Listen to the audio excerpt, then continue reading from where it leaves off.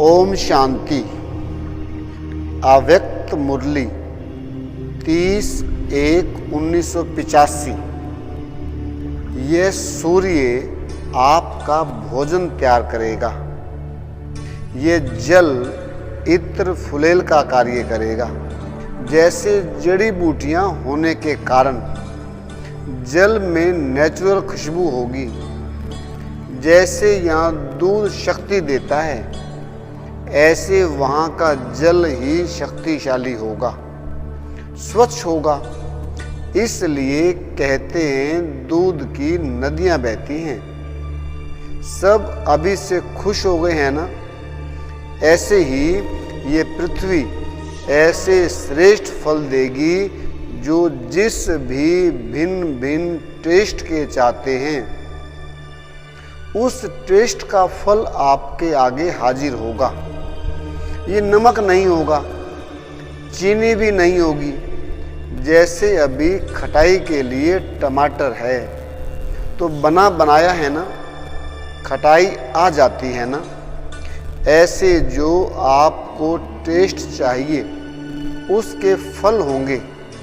रस डालो और वह टेस्ट हो जाएगी। तो ये पृथ्वी एक तो श्रेष्ठ फल, श्रेष्ठ अन्न देने की सेवा करेगी। अभी हमने सुना शिव परमात्मा ने कहा नमक नहीं होगा, चीनी नहीं होगी। प्रकृति तरह तरह के फल जिनके अलग अलग टेस्ट होंगे। खटाई चाहिए हो, खटाई आ जाएगी। रस डालो उस फल का, वैसा टेस्ट आ जाएगा। अगर हम आज से ही उन फलों को लेना शुरू कर दें, समझो हमारे लिए स्वर्ग आज ही आ गया।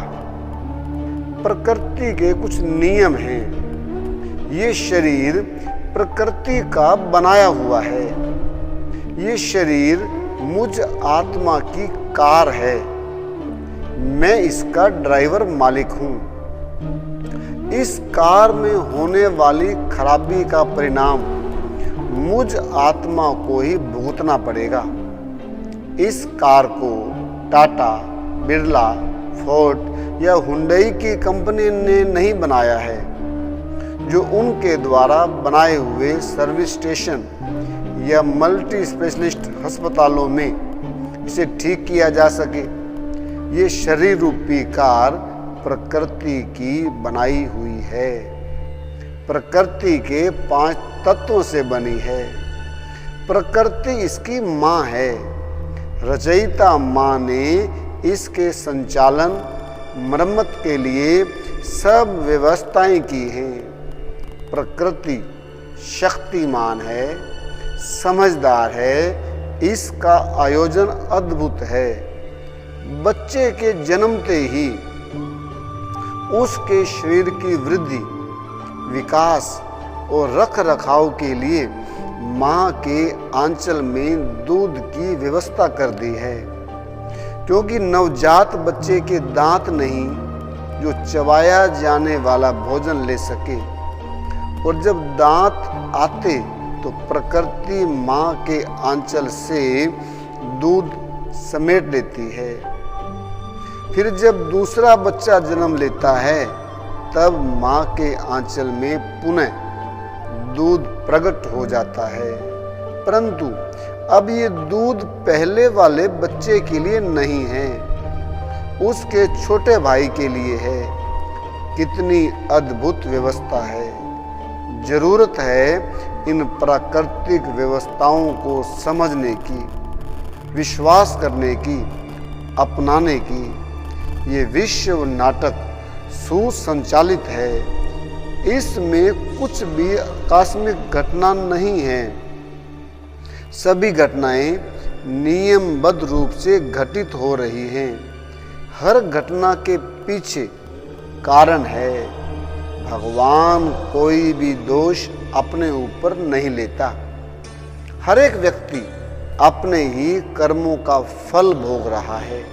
विशेष रोग द्वारा तो इसी जन्म के पूर्व समय के किए गए कर्मों का फल भोग रहा है। रोग प्राकृतिक नियमों की अवहेलना का परिणाम है। एक बच्चा भूल करता है, उसे उसकी भूल महसूस होती है, वह रोता हुआ अपनी माँ के पास आता है।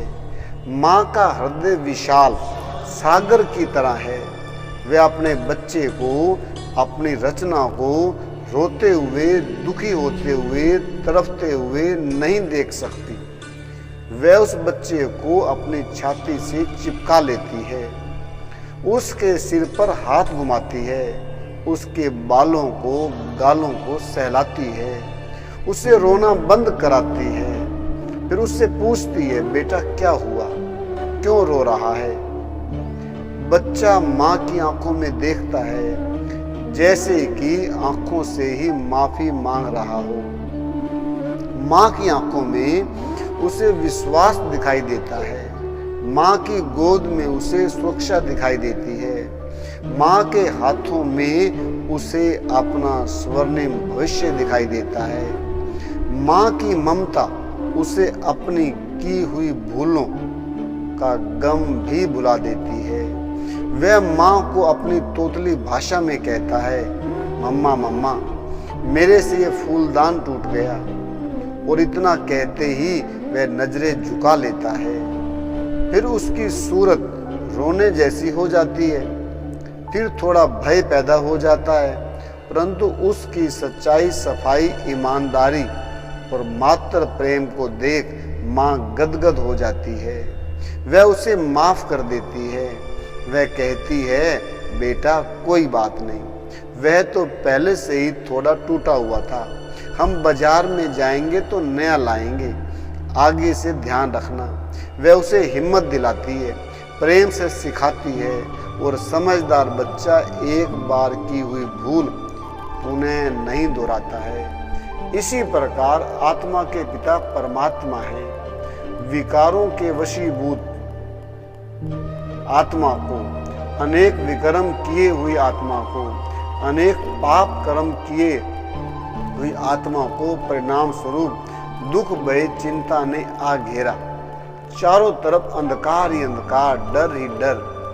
अब आत्मा परमात्मा पिता की शरण में आती है, अपनी भूल स्वीकार करती है, आगे से भूल ना करने का वचन देती है।